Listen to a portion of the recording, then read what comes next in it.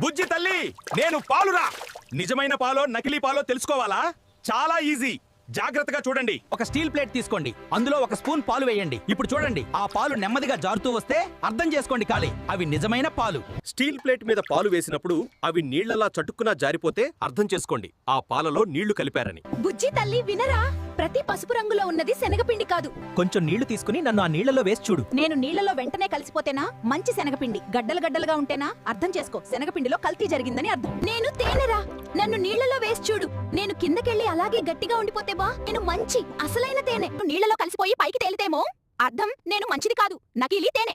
బుజ్జి తల్లి నేను పిండిరా. నేను మంచి పిండిని కాదో తెలుసుకోవాలంటే ముందుగా ఒక గ్లాసు మంచి నీళ్లు తీసుకో. ఆ నీళ్లలో నన్ను ఒక చెంచా వేయి. నేను నీళ్లలో కిందికెళ్ళి గట్టిగా కూర్చుంటే అర్థం నేను మంచి పిండిరా, కానీ నేను గడ్డలుగా మారి పైకి తేలితేవా అర్థం నేను మంచి పిండి కాదమ్మా.